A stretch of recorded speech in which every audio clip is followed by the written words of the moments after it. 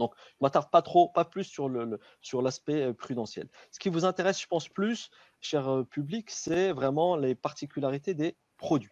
Alors, là aussi, on a des articles 4 jusqu'à l'article 12, un effort qui a été fait par les autorités. Boubkep. Oui. Bon, avant d'aborder les définitions des produits, je profite pour reprendre la question de Amal. Oui.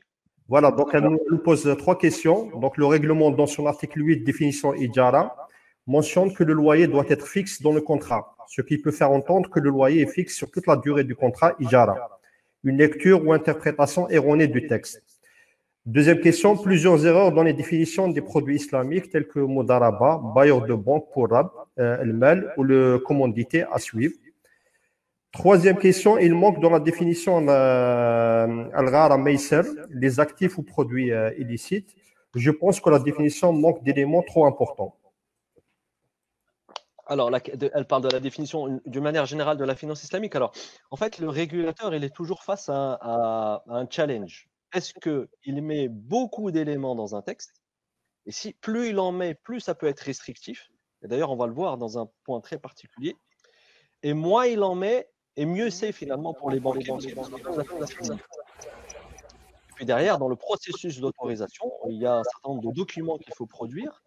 Et dans ces documents-là, on va décrire ce qu'on veut faire. Et donc là, le régulateur va pouvoir se prononcer avec tous les éléments qu'il aura en place. Okay, donc, il y a toujours ce défi dans un texte réglementaire. Donc, pour l'instant, il y a un juste équilibre qui a été trouvé. Moi, je pense que c'est suffisant, même si, bien sûr, on peut toujours faire mieux. Mais à ce stade, je pense que c'est suffisant pour les opérateurs. Ça va, déjà on a comblé un vide par rapport au dernier règlement dans lequel on avait juste fait la liste. Je disais, dans le précédent règlement, on avait un vide parce qu'on avait la liste des produits sans aucune définition. Donc, il y avait une espèce de vide. Maintenant, on a une définition. Est-ce qu'elle est parfaite? Elle n'est pas parfaite. De toute façon, on peut toujours faire mieux, quoi qu'il arrive. Mais c'est vraiment un bon premier départ. On va voir justement, là, moi, j'ai une remarque aussi par rapport à cela. Donc, les articles vont définir tous les produits, d'ailleurs, les produits les plus courants. Murabaha, Musharaka, Mudaraba, Ijara, Salam, Istisna. On reviendra tout à l'heure sur l'Ijara. Elle parle aussi des comptes de dépôt et les comptes de dépôt, et les dépôts en compte d'investissement. Alors, on va revenir sur chacune de ces définitions-là. Alors, moi, ce que j'aurais aimé, par exemple, dans ce règlement, c'est que la liste ne soit pas définitivement figée. C'est-à-dire qu'elle laisse, on aurait bien aimé avoir un petit article qui dit, bon, les banques peuvent notamment faire ces produits-là, mais elles peuvent aussi faire d'autres produits dès l'instant que ces produits sont validés par la conformité Sharia, ou dès l'instant que ces produits ont obtenu l'autorisation de la Banque d'Alger. On aurait bien aimé, moi j'aurais bien aimé avoir un article qui dit cette ouverture, que les banques peuvent faire les produits qui sont listés là et tout autre produit dès lors qu'il a été validé par les autorités en place.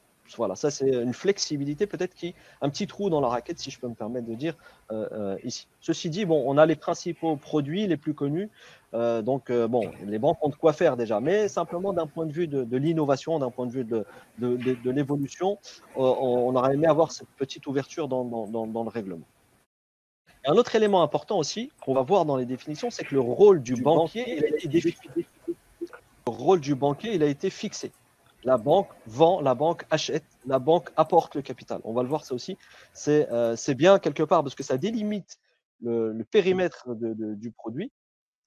Et par contre, là où ça peut être gênant, c'est que parfois, il y a des contrats qui peuvent être utilisés de différentes manières. Alors, ce qui est intéressant, c'est que en fait, le règlement va être accompagné par d'autres textes, notamment des instructions. Et donc, les instructions, qu'est-ce qu'elles vont faire? Elles vont venir compléter le règlement. Donc, il y aura peut-être beaucoup plus d'informations sur les produits et leurs caractéristiques et leurs modalités dans les instructions qui vont pas tarder à suivre ce règlement. Alors, je n'ai pas d'idée de quand l'instruction va être publiée, mais en tout cas, je sais que les autorités y travaillent. On va s'arrêter maintenant sur chacun des produits. Je vais commencer par le produit de Murabaha, qui est un contrat de vente. Comment est-ce qu'il a été défini? Donc la Murabaha, c'est un produit qui est relativement, c'est le plus connu, c'est le plus répandu. Donc il a été défini comme ça, c'est un contrat en vertu duquel la banque où l'établissement financier va vendre à son client. Donc, je vous disais tout à l'heure ici, le rôle du banquier, il est fixé. C'est la banque qui vend à un client un bien ou un portefeuille de biens ou un actif ou un portefeuille d'actifs, donc meuble ou immeuble, qui est d'abord la propriété, n'est pas propriétaire du bien, elle ne peut pas le vendre. Donc ça, c'est une des conditions sine qua non de conformité à la Sharia dans cette opération de Murabaha. Elle va le vendre à qui? À son client, avec une particularité dans ce contrat-là, c'est que la banque, elle fixe le prix d'achat et elle le divulgue à son client. Et elle dit à son client, j'ai acheté ce produit à 100, je te le revends à 105. Donc la marge bénéficiaire réalisée par le banquier, elle est déclarée et elle est connue à l'avance par l'acheteur. Donc c'est pour ça ici qu'on a cette définition. La murabaha, c'est un contrat en vertu duquel la banque ou l'établissement financier vend à un client un bien déterminé, meuble ou immeuble, propriété de la banque ou de l'établissement financier, au coût de son acquisition augmentée d'une marge bénéficiaire. On est dans une opération de commerce pure et simple et selon des modalités convenues à l'avance avec le client. Est-ce que tu veux me payer tout de suite la totalité plus tard ou progressivement, ce qu'on appelle une vente à tempérament, une vente avec différé de paiement. Alors, quelques observations sur cet article. Par exemple, aujourd'hui, tout à l'heure, je vous disais justement, il y a déjà des opérations que les banques font, mais qui ne sont pas prévues dans ce contrat. Je vous disais tout à l'heure, la liste, elle est fixe, alors qu'il y a des banques aujourd'hui qui font d'autres ventes qui ne s'appellent pas de la murabaha, parce qu'elles ne déclarent pas le prix d'achat. Le client ne connaît que le prix de vente, donc la banque n'est pas transparente sur sa marge. Ce n'est pas une obligation islamique d'être transparent dans sa marge, c'est une obligation uniquement dans le contrat murabaha. Alors, petite question, que va devenir le contrat Musawama? Je pense que les produits qui sont déjà sur le marché, d'ailleurs le règlement ne dit pas qu'ils sont abrogés, donc ça veut dire que les banques peuvent continuer de les faire. C'est dommage que là, le règlement n'a pas prévu les autres formes de murabaha ou de vente, pardon, avec facilité de paiement qui existent déjà dans le marché, qui sont déjà opérés. Alors, deuxième contrat, c'est le contrat de Musharaka. Le contrat de Musharaka, c'est un des contrats participatifs au sens ceux qui apportent, les parties au contrat vont participer au résultat. Ils gagnent ensemble ou bien ils perdent ensemble. Le mot musharaka en arabe, musharaka, c'est l'association ou le partenariat. Donc c'est un contrat en vertu duquel une banque ou un établissement financier ou plusieurs parties qui a comme objet la participation dans le capital. Là, il y a quelque chose de très intéressant. Soit d'une entreprise, donc là on rentre dans le droit des sociétés, soit dans un projet, soit dans des opérations commerciales en vue de réaliser un profit. C'est intéressant, là, il y a une flexibilité extrêmement importante. Parce que parfois, dans d'autres pays, dès qu'on parle musharaka, on tombe dans le droit des sociétés. Et donc, avec toute sa complexité. Une banque qui veut faire un financement par musharaka, si elle doit prendre des parts de capital dans une société, il y a tout le droit des sociétés qui s'applique. Les assemblées générales, bref, c'est toute une usine à gaz en quelque sorte. Or, on peut mettre en place dans la finance islamique ce qu'on appelle la musharaka contractuelle sans avoir besoin de rentrer ou de devenir actionnaire de la société. C'est ça qui est intéressant. Donc là, il y a en tout cas, dans ce règlement, on a le sentiment qu'il y a cette ouverture-là qui a été mise en place. Donc, la musharaka peut prendre plusieurs formes, ce que j'étais en train de dire, une musharaka contractuelle qui offre cette flexibilité. Je rentre avec toi uniquement, pas dans ton entreprise, mais uniquement dans un projet en particulier. Par exemple, je ne sais pas moi, tu as besoin de financement pour financer l'acquisition d'un stock d'automobiles ou d'un stock d'autocars, parce que tu vas les revendre en Algérie. Donc, on va les acheter ensemble et puis on va les revendre. Donc, on est associé dans la propriété de ces actifs. On va les revendre. Tu apportes ta part, j'apporte ma part. Et puis, on partage les profits qu'on va réaliser sur les ventes. Voilà un exemple. Il y a d'autres modalités de mise en œuvre du contrat de musharaka. Alors, maintenant, il y a toujours un risque dans certains pays. Dès l'instant qu'il y a association, s'il y a un litige, un tribunal peut requalifier ça de société de fait. Alors, je n'ai pas étudié en profondeur le droit des entreprises algériens, mais bon, en tout cas, dans d'autres pays, il y a un risque de requalification. Là, on a le règlement qui apporte peut-être cette souplesse de dire non, la Banque d'Algérie a permis de faire de la musharaka sans que ce soit qualifié de société. Bon, ça, c'est un point que les avocats ou les spécialistes pourront approfondir. Alors, on va parler maintenant du contrat de Mudaraba, un autre contrat qui est vraiment un contrat qui est un des contrats phares de la finance islamique qui est en réalité, c'est un ovni, ça, dans le code civil. Souvent, on traduit la mudaraba comme étant la commandite, alors que quand on regarde de près, en tout cas dans le droit français, dans le code civil, la commandite, c'est pas vraiment, c'est pas totalement la mudaraba telle qu'elle est prévue dans la finance, en tout cas dans le droit musulman. Alors, comment est-ce qu'elle a été définie à l'article 7? C'est un contrat en vertu duquel une banque ou un établissement financier, dénommé bailleur de fonds, ou en fait en arabe c'est Rabb el-Mal, c'est l'apporteur du capital. Peut-être le mot bailleur de fonds, là, j'en parlais encore il n'y a pas longtemps avec un éminent professionnel de la finance islamique en Algérie. Il me disait on aurait préféré mettre l'apporteur du capital plutôt que bailleur de fonds. Il y a la notion de bail là-dedans qui est pas forcément celle qu'on préférait en finance islamique. Donc, Mudaraba, donc la banque ou l'établissement financier apporte le capital nécessaire à un entrepreneur qui a donc besoin de ce capital. Donc lui, il n'apporte pas d'argent, il n'apporte que son travail, son savoir-faire, okay, pour un projet en vue de réaliser un profit. La banque apporte 100% du capital, l'entrepreneur apporte 100% du travail et on partage les profits. S'il y a perte, c'est la banque qui doit, je parle de perte financière. S'il y a perte financière, c'est la banque qui assume les pertes sur le projet qu'elle a financé, sauf bien sûr si l'entrepreneur a triché, il a été négligent ou il a été défaillant ou s'il n'a pas respecté le contrat. D'accord? Il est responsable. S'il a fait tous les efforts nécessaires mais que le résultat n'est pas là, problème de marché, eh bien la banque doit accepter et de supporter sa perte financière. Et lui, qu'est-ce qu'il aura perdu? L'entrepreneur, il aura perdu son temps et son effort dans ce projet-là.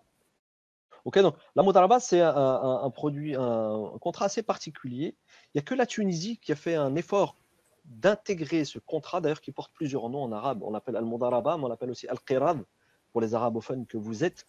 C'est très facile pour vous d'aller chercher ça dans les sources du droit musulman. Al-qirad ou al-mudaraba, c'est le même produit. Les Tunisiens l'ont intégré dans la loi sur le commerce, si je ne dis pas de bêtises. Bref, ils l'ont intégré dans un texte législatif justement comme il est défini dans le droit musulman. Alors, un point ici qui est intéressant, mais je pense qu'il va faire l'objet d'une précision dans l'instruction, c'est que là, la banque, elle est désignée comme étant l'apporteur du capital. Or, le contrat de mudaraba, on peut aussi l'utiliser dans les dépôts d'investissement, on va le voir tout à l'heure. Et dans les dépôts d'investissement, celui qui apporte le capital, ce n'est pas la banque, c'est le client qui dépose son argent. Donc, dans la pratique bancaire islamique, le contrat de mudaraba, il est utilisé soit à l'actif, soit au passif en fait du bilan de la banque. Bon là pour l'instant on a l'impression que l'article 7, enfin, on n'a pas l'impression, l'article 7 dit que la mudaraba elle est plutôt utilisée à l'actif en tant qu'instrument de financement. Peut-être que les instructions à venir vont détailler davantage cette utilisation de ce. On va parler de l'ijara. Alors tu as posé tout à l'heure qui a été sur l'ijara par rapport au loyer. Alors l'article 8 nous dit que c'est un contrat de location en termes duquel la banque ou l'établissement financier, dénommé bailleur de fonds, met à la disposition d'un client, dénommé le preneur. Donc on est vraiment dans l'esprit crédit bail, crédit preneur, crédit bailleur, crédit preneur, à titre locatif, un bien meuble ou immeuble dont il est propriétaire pour une période déterminée en contrepartie d'un loyer fixé dans le contrat. Okay. Alors, ici, peut-être qu'effectivement, on pourrait interpréter le loyer. Bien sûr que dans un contrat islamique, il faut que tous les éléments soient fixés ou en tout cas déterminés ou bien déterminables. Il ne faut pas laisser la place à toute ambiguïté dans un contrat, sinon on tombe dans l'interdiction du gharar. Comme vous le savez, le gharar, c'est cette aléa, ambiguïté, qui est strictement interdit dans le droit musulman des affaires. Et donc, ici, quand on dit que le loyer doit être fixé, c'est-à-dire qu'il doit y avoir une formule de calcul qui nous dit qui dit que le loyer c'est, je sais pas moi, 500 000 par mois, ok, soit c'est une fonction mathématique qui s'appuie sur des éléments et des paramètres connus dans le contrat et dans le marché qui permet de calculer le loyer. Ça permet d'intégrer une certaine variabilité du loyer. Par exemple, l'indice, on peut prendre cet indice-là pour déterminer un loyer dans un. Ok, c'est bon. Je sais plus où est-ce qu'on a été coupé. Je parlais du loyer et de la manière dont le fixer dans le contrat. Ouais. Alors je reprends. Je disais que le contrat doit impérativement, le contrat d'Ijara doit impérativement définir le loyer et que le loyer il est fixé dans tous les cas dans le contrat et c'est la manière de fixer le loyer. Soit on va donner un montant forfaitaire, soit on va mettre en place dans le contrat une formule de calcul qui permet de le calculer. Donc le loyer, il est soit déterminé, soit déterminable. Mais s'il est déterminable, il doit impérativement être encadré par un plancher et un seuil maximum pour éviter tout aléa dans le contrat. Comme vous le savez, l'aléa, je le disais tout à l'heure, il est interdit dans le droit musulman des affaires. Alors, par contre, une petite remarque ici, c'est qu'on parle du contrat de location. On ne parle pas du contrat de location avec option d'achat ou le contrat, ce qu'on appelle ijara wa iqtina ou ijara muntahiyya bit-tamlik. Là, on parle uniquement d'un contrat de location. Et donc, comment est-ce que le transfert de la propriété peut se faire à la fin de la période de location, ce qu'on appelle ijara al-muntahiyya bit-tamlik? C'est une modalité qui permet au banquier, si par exemple le client a versé tous les loyers, on peut lui céder la propriété du bien à la fin de la période de location. Ici, l'article 8 ne fait pas allusion à ce détail-là. Alors, petit rappel aussi pour les professionnels, attention à ne pas confondre l'ijara telle qu'elle est prévue dans le règlement avec la loi sur le crédit bail. La loi sur le crédit bail, je ne sais plus son numéro 96 quelque chose, 9601 ou 9603, je ne sais plus. S'il y a des gens du leasing qui sont avec nous, ils peuvent nous rappeler la référence de la loi. Attention, l'ijara ici n'est pas le même crédit bail, ce qu'on appelle le leasing financier, qui est prévu dans la loi algérienne sur le crédit bail. Okay, parce que justement, la loi algérienne sur le crédit bail, elle n'est pas totalement conforme parce qu'elle dit que le crédit preneur doit assumer tous les risques liés à la propriété. Alors que dans l'ijara, le bailleur assume les risques liés à la propriété, en tout cas pour ce qui concerne et ce qui relève de la grosse maintenance ou tout ce qui pourrait empêcher finalement l'utilisation du bien mis en location. Ça reste à la charge du propriétaire juridique qui est donc le bailleur ou en l'occurrence ici dans l'ijara, c'est la banque ou l'établissement financier. Toutefois, la loi sur le crédit bail dont je parle, elle fait la distinction entre le leasing financier et le leasing opérationnel. On a l'impression ici que l'article 8, Ijara, il est beaucoup plus dans l'esprit du leasing opérationnel. Je pense, Boubkal, tu as répondu à la question de Amel, qui avait compris que dans la définition de l'article 8, évoquait un taux fixe pour le leasing. Je pense un loyer fixe plutôt. Donc là, je pense que tu as répondu à la question. Un loyer fixe, oui. Mais peut-être que si cet élément n'est pas clair, l'instruction, il sera intéressant que le projet d'instruction qui est en cours tienne compte de cette précision-là pour lever toute ambiguïté sur la possibilité En fait, il y a deux choses peut-être que l'instruction pourrait apporter. La manière de pouvoir mettre en place un taux ou un loyer variable, comment est-ce qu'on peut intégrer cette variabilité et l'encadrer, et aussi les modalités de cession du bien loué à la fin de la période de location, pour en faire un véritable instrument de financement. Parce que finalement un banquier, bon, sauf si c'est un choix stratégique, finalement, il n'a pas vocation à détenir les actifs à la fin de la période de location. Parce que c'est un métier à part entière. D'ailleurs, les spécialistes en leasing qui sont présents avec nous aujourd'hui, la SNL ou MLA, etc., ils savent que c'est un métier à part entière, le leasing. Donc, un établissement bancaire qui fait du dépôt n'est pas forcément aussi spécialisé dans le leasing parce qu'il faut savoir replacer un actif mis en location, il faut savoir entretenir, etc. Donc, c'est un métier à part entière. Donc, il serait pertinent, en tout cas, je le souhaite, que l'instruction vienne préciser les. On remercie Leïla qui parle du texte 9609 du 10 janvier 96 concernant le leasing. 09, voilà. Voilà, c'est le texte 9609. Merci. 96. Je savais qu'il y avait 96 dedans et je ne savais plus c'était quoi le. Voilà. Donc, article 9, le contrat de Salem. Alors, le Salem, c'est un contrat, donc vous avez la définition en face des yeux. C'est un contrat dans lequel un vendeur vend une marchandise qui n'est pas encore entre ses mains. C'est un contrat qui déroge à l'exception, qui déroge à l'interdiction de vendre ce dont on n'est pas propriétaire. Dans le droit musulman, je n'ai pas le droit de vendre ce qui ne m'appartient pas au plan juridique. Par contre, j'ai le droit de vendre quelque chose que je vais fabriquer et livrer plus tard.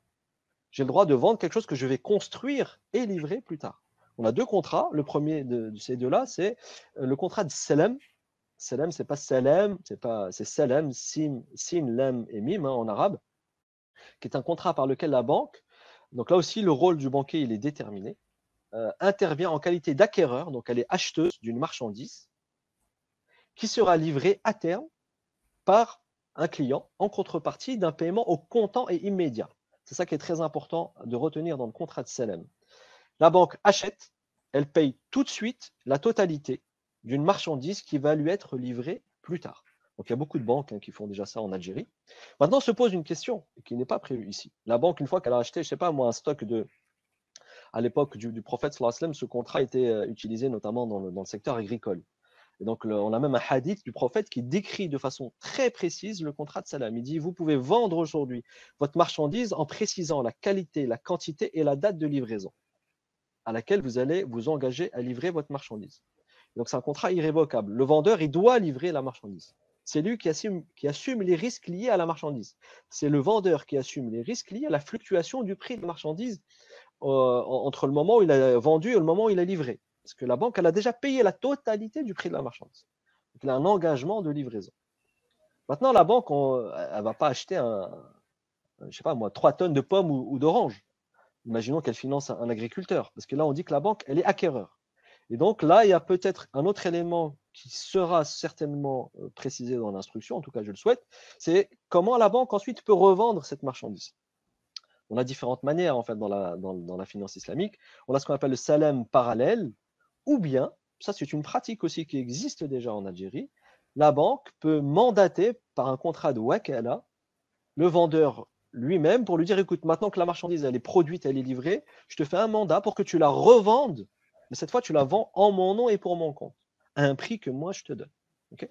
Donc gardez à l'esprit là qu'on a juste une partie en fait de l'instrument, c'est la banque acquéreur. Donc en fait elle a financé le client parce qu'il avait besoin d'argent, donc elle lui a donné la liquidité et elle se retrouve avec un stock ou une marchandise. Maintenant c'est à elle de gérer la manière de se débarrasser ou de revendre cette marchandise. Donc on a soit le salam parallèle, soit, donc si c'est un salam parallèle, la banque n'est plus acquéreur, elle est vendeur. Soit c'est un contrat de wakala, soit ça pourrait être aussi un contrat de murabaha, peu importe. À partir du moment où la banque elle a été livrée, elle a d'autres contrats avec lesquels elle peut vendre cette marchandise, qui ne sont pas pour l'instant précisés dans cet article-là, qui pourraient certainement être précisés dans l'instruction. Autre contrat, c'est le contrat de istisna. Il est dans la même catégorie que c'est un contrat de vente aussi, qui déroge à l'exception de la vente de ce qui n'existe pas ou ce dont je ne suis pas propriétaire. On utilise beaucoup l'istisna dans la construction, promotion immobilière, ou alors la construction de marchandises, de biens, peu importe. Par exemple, quand vous allez chez un tailleur et que vous lui dites est-ce que tu peux me faire un costume sur mesure, ben, on est dans l'esprit du contrat de istisna. Donc l'istisna, pour les arabophones qui sont avec nous, istisna, il y a le sana'a dedans, donc il y a la notion de fabrication. C'est un contrat en vertu duquel la banque ou l'établissement s'engage à livrer à un client qui lui a donné un ordre ou à acheter auprès d'un fabricant. Et là, c'est très intéressant. Là, le règlement prévoit les deux rôles de la banque. Elle peut être soit acheteuse, soit vendeuse de cette marchandise ou de ce bien, qui va être fabriqué selon des caractéristiques qui vont être définies et convenues entre les parties. Alors tout à l'heure dans le salam, je vous ai dit la banque doit payer la totalité immédiatement. Dans l'istisna, les modalités de paiement sont plus flexibles. Par exemple, je peux te payer en fonction de l'évolution de la construction. Okay, ça, c'est une particularité du contrat de istisna. Donc, à retenir, dans l'istisna, la banque ici peut, si j'ai bien compris en tout cas, avoir les deux rôles. Donc, elle peut soit s'engager à livrer, soit acheter auprès d'un fabricant. Donc, soit elle est vendeuse, c'est elle qui livre, soit elle est acheteuse auprès d'un fabricant. Donc, un bien qui va être fabriqué. Okay. Alors, petite parenthèse, dans le droit immobilier, en tout cas dans le financement istisna par immobilier, on est obligé de tenir compte aussi du droit immobilier qui a certaines complexités. Par exemple, la vente sur plan, etc. Il faut faire une analyse un petit peu plus approfondie pour voir est-ce que l'istisna peut se marier avec la vente sur plan, par exemple. Il faudrait regarder en détail ce exercice que j'ai fait il y a quelques temps, mais que j'ai pas en tête tous les paramètres de la vente sur plan pour pouvoir dire si l'istisna c'est aussi l'équivalent à la lettre de la vente sur plan telle qu'elle est pratiquée. Donc, il faudrait faire ce petit exercice de vérification. Voilà, donc on a fini pour tout ce qui était instrument de financement. Salem, je ne sais pas s'il y a des questions, je n'ai pas regardé sur le chat, mais si jamais il y en a, tu me dis par rapport aux produits qu'on vient de voir. Sinon, je continue sur les j'ai eu dépôts quelques questions concernant l'Ijara. Moi, si tu veux, à la fin de la conférence, on peut les présenter. Bon, comme tu veux, hein. Si tu veux à la fin de la conférence Très bien. ou Donc là, on vient de voir. Ok, ça marche. Ok, laisse pour la fin, pas de problème. Donc là, Pardon, on vient de voir il y les a eu instruments aussi de des questions financement à sur les l'actif pour assurances, les hein, comptables notamment qui sont avec nous. l'assurance en cas de décès. Ah, alors, oui, dans le cas du financement, question pertinente. Alors, je sais qu'il y a, bon, vous savez que l'assurance dite conventionnelle, elle n'est pas conforme aux règles islamiques. Bon, on ne va pas rentrer dans les détails, mais elle n'est pas conforme aux règles islamiques parce qu'elle contient du gharar et parce que l'assureur utilise la prime d'assurance dans des activités qui ne sont pas forcément conformes. Je sais que les autorités et les acteurs algériens travaillent d'ailleurs, et même déjà ce qu'on appelle du takaful, l'assurance islamique, qui permet d'offrir aux clients un produit de couverture conforme aux règles islamiques. Alors, je n'ai pas eu écho d'un texte qui a été sorti sur le takaful. Je sais que ça fait un moment que les acteurs algériens y travaillent. Pour l'instant, à ma connaissance, sauf si quelqu'un dans la salle avec nous peut me corriger, à ma connaissance, il n'y a pas encore d'offre takaful avec la réglementation qui va avec. Par contre, il y a des produits de Takaful, notamment je crois que c'est Salama Assurance qui propose un produit de Takaful. Par contre, je ne suis pas allé voir dans les détails. Est-ce qu'ils proposent un produit de Takaful pour couvrir les financements? Il faudrait aller voir sur leur site s'ils ont ça. Je sais qu'ils font de l'assurance dommage, assurance automobile, je crois, ou assurance de biens. Bref, mais je ne sais pas s'ils proposent de l'assurance pour couvrir des produits de financement, donc à vérifier sur le marché si c'est disponible ou pas. Mais en tous les cas, oui, c'est important que le secteur de l'assurance Takaful essaye d'évoluer au même rythme que le secteur des produits bancaires. Parce que quand on a l'assurance, ça permet de rassurer, comme son nom l'indique, tout le monde, à la fois les clients et à la fois les banquiers, parce que ça leur permet de se couvrir contre ce risque-là. Dans certains cas, je dis bien dans certains cas, les savants musulmans permettent le recours à l'assurance classique en attendant que le takaful se mette en place. Je dis bien dans certains cas. Le voisin marocain, les ulama n'ont pas permis ça. Pourquoi? C'était pour pousser les autorités à mettre en place l'assurance islamique. Voilà. Dans d'autres pays, on a une approche un peu plus flexible peut-être. Ça permet au marché d'avancer à un rythme qui lui est spécifique. Bon, voilà, les deux approches existent. Je ne sais pas quelle est la position du Conseil des ulama qui a été mis en place en Algérie sur cette question-là. Mais je pense, connaissant certains membres qui sont des praticiens, qu'ils vont aussi encourager le maximum pour que le takaful se développe, parce qu'il existe déjà en Algérie, mais pour qu'il se développe davantage. Donc voilà, je vais poursuivre maintenant sur les produits du passif pour les comptables qui sont avec nous. Hein, tous les produits de financement qu'on a vus, c'était à l'actif. Maintenant, on va aller au passif de la banque. Alors, à la banque, vous avez au passif plusieurs choses, notamment deux produits qui sont les comptes à vue, qui sont non rémunérés, et les comptes qui sont rémunérés. Alors, dans le conventionnel, vous avez les comptes courants, les comptes chèques, les comptes épargne, les livrets d'épargne, et puis vous avez les comptes à terme. Okay. Donc, tout ce qui n'est pas rémunéré est prévu aussi là pour les produits islamiques. Donc, on a les comptes des dépôts, qui sont à vue et non rémunérés. Les comptes des dépôts sont les comptes à donc l'article 11 qui abritent les fonds confiés à une banque par des particuliers ou des entités avec l'engagement de restituer ces fonds ou leur équivalent au déposant ou à une personne désignée à la demande ou selon les conditions convenues d'avance. Okay. Donc là, on est vraiment dans l'esprit de tous les comptes bancaires. Parce que les comptes bancaires, on l'a vu dans l'article 66 ou 67, je ne sais plus, de la loi sur la monnaie et le crédit, ce sont les fonds reçus du public avec l'obligation pour le banquier de les restituer. Il y a quelqu'un qui a posé une question sur les livrets d'épargne dans le cadre de la finance islamique. Est-ce qu'ils sont couverts par la garantie bancaire? On va en parler juste après. On va en parler juste après. Okay. Justement, je vais faire le lien tout à l'heure avec le fonds de garantie des dépôts, là, je crois, qui a aussi fait l'objet d'un règlement récemment, le 15 mars aussi. Ouais. Et on va voir justement, on va le passer en revue très rapidement. Je suis allé le voir en fait, et il y a un article qui nous intéresse.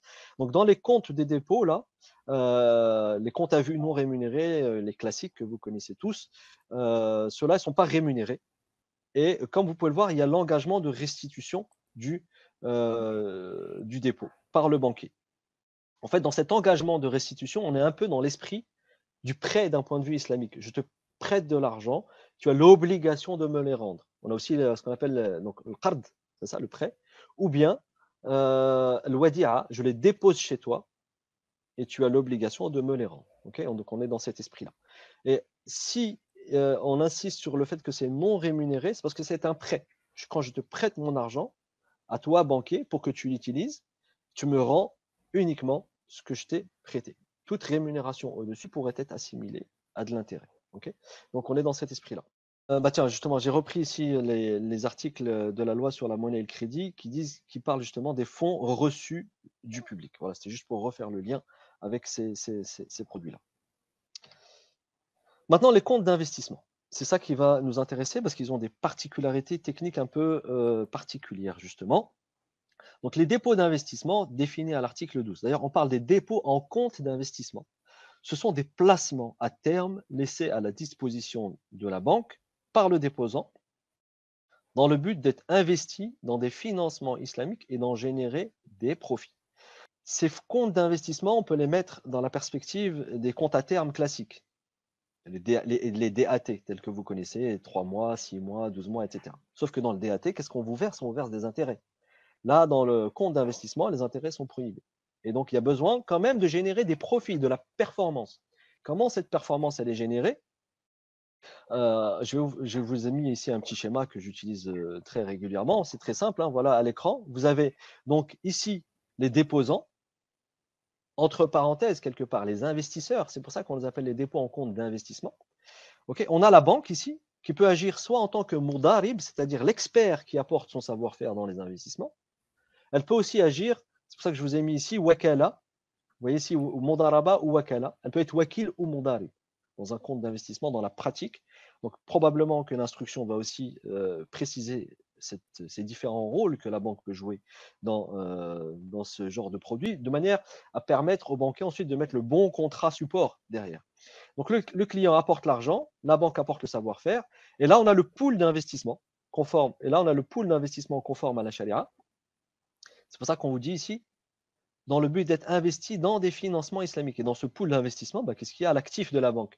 Il y a de l'ijara, il y a de la murabaha, il y a toutes les activités qu'elle fait qui sont censées générer du profit. Ensuite, ce profit est partagé entre la banque qui prend sa part et ensuite vers les clients qui reçoivent aussi leur part des profits. Pardon. Alors, ça, je vous ai mis à l'écran le mécanisme le plus complexe, le plus compliqué avec ce qu'on appelle des réserves, avec protection, avec des réserves de stabilisation des profits. Je ne vais pas rentrer dans les détails, et les réserves de protection de capital. Peut-être que l'instruction viendra expliquer ces possibilités-là, parce qu'il y a aussi quelques complications à la fois prudentielles et comptables. Je ne rentre pas là-dedans. Gardez juste à l'esprit que dans ce type de compte d'investissement, on est dans ce que j'ai mis ici, ce qu'on appelle nos risques, nos risques. Okay, vous voyez là à l'écran, nos risques, nos risques. Dans la finance islamique, quand je veux gagner de l'argent, je dois accepter de prendre un risque. C'est ça. C'est le contraire du prêt dans lequel je dis je te prête de l'argent, mais dans le contrat, je te dis que tu gagnes ou que tu perds, ce n'est pas mon problème. Moi, tu me rends mon capital et les intérêts. Bah, dans la mudaraba, ce n'est pas comme ça. Enfin, dans l'esprit de la finance islamique, c'est je prends un risque. Quand je fais du commerce, je prends un risque. Quand je fais de la location, je prends un risque sur l'actif, sur la marchandise que je te mets en location. Quand je te finance ton projet en tant qu'entrepreneur, je prends le risque que le projet ne marche pas. Mais ici, le client supporte les risques qui sont liés justement à la performance du portefeuille d'investissement qui est mis en sous-jacent de l'investissement de la banque. Alors, il y a un autre élément qui a été précisé dans la loi, pardon, dans le règlement, dans l'article 19. Alors, les établissements financiers doivent informer en particulier les titulaires des comptes d'investissement, des spécificités liées à la nature de ces comptes. Parce que justement, ce sont des comptes risqués.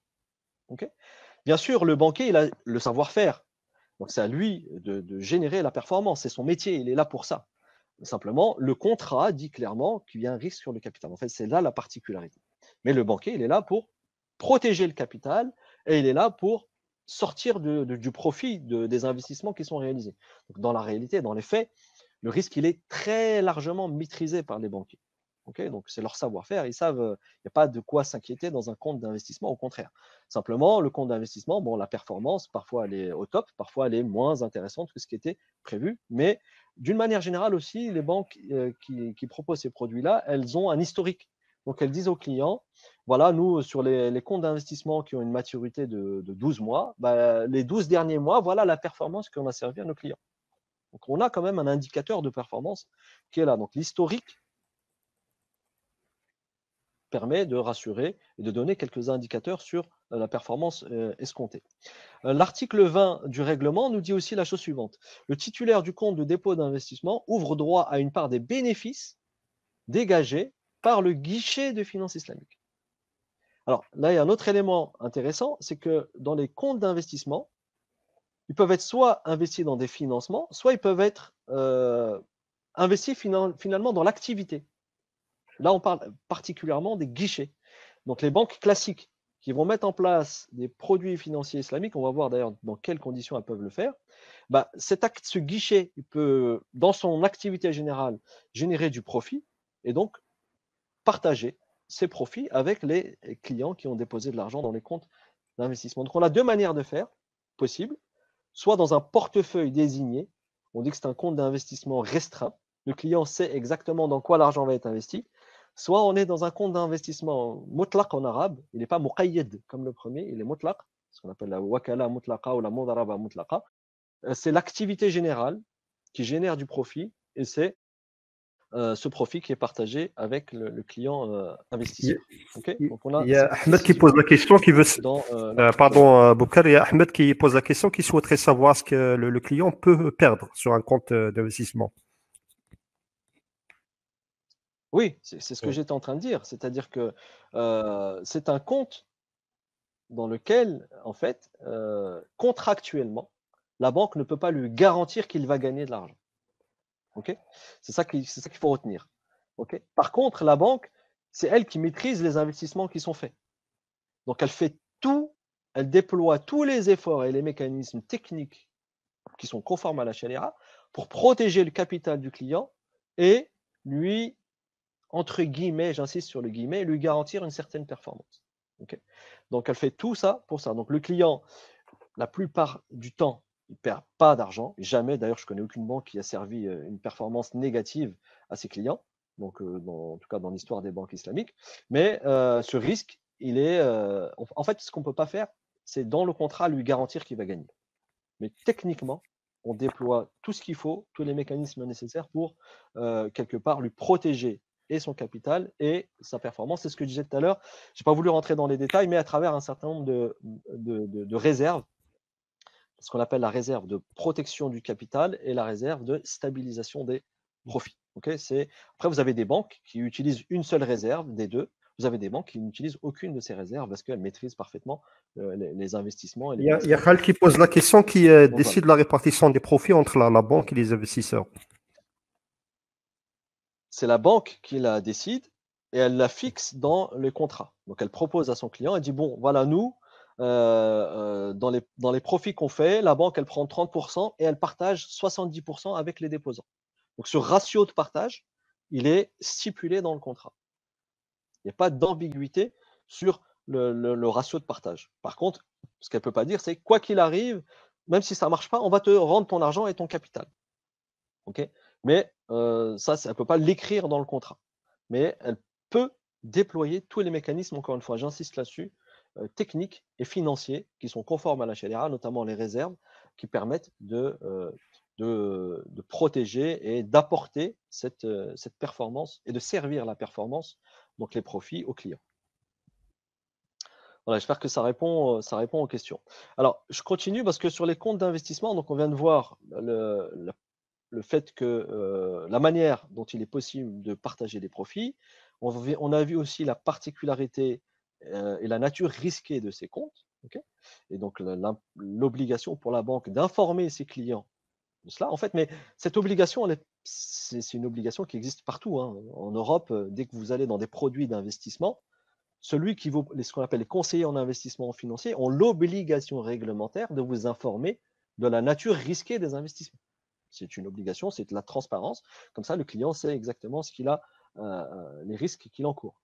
Mais quand vous allez voir un spécialiste, c'est que, sauf grande catastrophe économiques ou financières, comme on est en train de connaître en ce moment, mais c'est les cycles de l'économie, c'est les cycles de la finance classique. Hein. Des fois on gagne, des fois on perd. Mais en tout cas, les banquiers font le maximum pour, en tout cas, je ne connais pas une banque qui a rendu des comptes d'investissement avec un capital qui a été mangé ou grignoté. Ça, je n'en connais personnellement pas. D'ailleurs, les banques algériennes proposent déjà ces comptes participatifs qui sont assimilables à l'épargne. Tout à l'heure, je crois qu'il y avait une question qui a été posée sur l'épargne.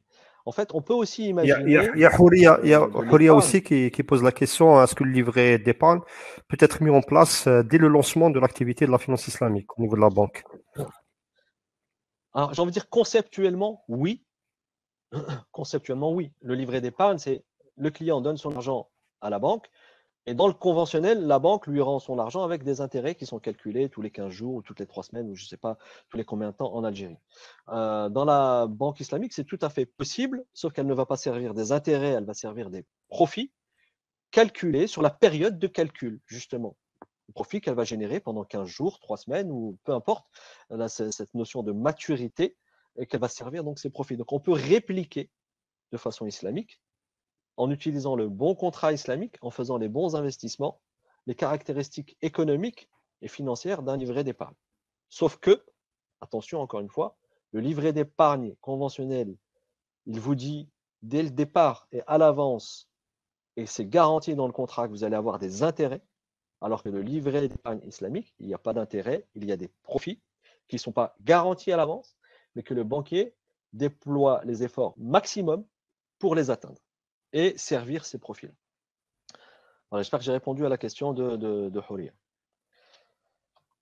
Je reprends. Alors, les dépôts d'investissement, l'article 21 nous dit qu'ils sont régis par un dispositif particulier. Alors, probablement qu'il va y avoir des précisions en termes dans l'instruction, mais l'article 21 nous dit les dépôts et autres comptes et autres montants assimilables aux dépôts remboursables collectés par les guichets de finances islamiques des banques sont couverts par les dispositions, donc le fameux règlement dont on parlait tout à l'heure, du système de garantie des dépôts. Mais attention, il nous dit les dépôts d'investissement sont régis par un dispositif particulier. On va aller voir ce dispositif dans ce règlement-là. Peut-être qu'il y aura autre chose qui va venir après. En tout cas, dans le règlement relatif au système de garantie des dépôts, donc le 2003 qui correspond qui a été publié là, il y a quelques semaines, il nous dit l'article 5 ne sont pas considérés comme des dépôts et autres sommes assimilables aux dépôts remboursables. Pardon. Donc les dépôts d'investissement ne sont pas couverts par le système de garantie des dépôts. Pourquoi? Parce que c'est pour répondre à la caractéristique islamique qui dit qu'un investissement doit accepter un risque pour être rémunéré. C'est juste ça. Juste entre guillemets, hein, mais c'est un des principes fondamentaux de la finance islamique. Pas de risque, pas de risque. Vous avez vu tout à l'heure le jeu de mots, juste pour simplifier la compréhension. Bien sûr, ça ne veut pas dire pour le banquier de prendre des risques démesurés. J'insiste sur ça. Le banquier islamique a le savoir-faire aujourd'hui pour gérer et prémunir sa clientèle de tous les risques liés à la perte. La seule chose qu'il ne peut pas faire, c'est leur garantir dans le contrat à l'avance qu'il n'y aura pas de perte. Okay, c'est ça qui est important. Après, il y a d'autres mécanismes possibles. Hein. Bon, ici, là aussi, c'est inspiré, hein, je pense, de ce qu'ont fait les Marocains, parce que c'est quasiment la même formulation. Les Marocains aussi, dans la loi bancaire, on dit que les dépôts d'investissement, dans une des instructions, ils disent que les dépôts d'investissement ne sont pas couverts par le fonds de garantie des dépôts, qui est l'équivalent ici du système de garantie des dépôts qui a été mis en place en Algérie. Okay, en Malaisie aussi, il y a eu ça. Bref, dans d'autres pays, à Amman aussi. Donc c'est une approche qui est généralisée pour tenir compte donc de la particularité de ces dépôts d'investissement. Et pourtant, ce sont des produits qui sont structurants dans la banque islamique. Vous savez que le nerf de la guerre dans le secteur bancaire, c'est la liquidité. Et donc, charge maintenant aux banquiers de déployer des efforts pour construire et mettre en place des portefeuilles d'investissement qui sont rentables pour servir un maximum de performance. En Malaisie, il y a une concurrence féroce islamique sur la rémunération des dépôts. Dans la banque conventionnelle, il y a les dépôts à terme. Dans la banque islamique, il y a les dépôts d'investissement islamique.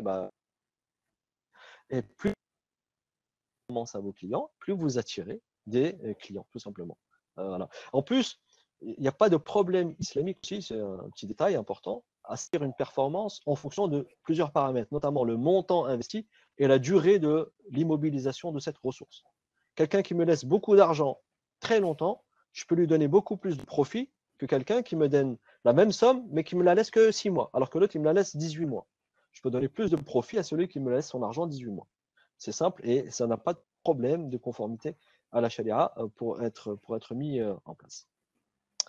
Voilà, j'en ai fini sur les produits. Je ne sais pas s'il y a encore des questions sur les produits, sinon j'enchaîne parce que je vois que le temps passe. Si on enlève les petits problèmes techniques qu'on a eus, ça fait à peu près presque une heure qu'on est en train de parler. Salem, je peux continuer ou il y a des questions? C'est vrai qu'il y a pas mal de questions sur les produits de compte d'investissement, notamment sur la répartition des profits et sur la garantie des dépôts. Je crois que j'ai Mais répondu à là, ça. je pense que la plupart, on a répondu à la plupart des questions. À mon avis, il vaut mieux les laisser à la fin de la conférence. Il y a d'autres questions. J'ai répondu au profit, la manière dont ça doit être fixé dans le contrat, c'est pas garanti, mais c'est prévu et c'est convenu à l'avance. Le système de garantie, on vient de voir que dans les dépôts d'investissement, ils ne sont pas couverts par le système de garantie des dépôts, tel que mentionné dans le contrat y afférent. OK ? On va s'intéresser maintenant aux deux dernières. Enfin, il y a encore 3 briques en fait. Il y a la demande d'autorisation. Je vais aller très vite là-dessus.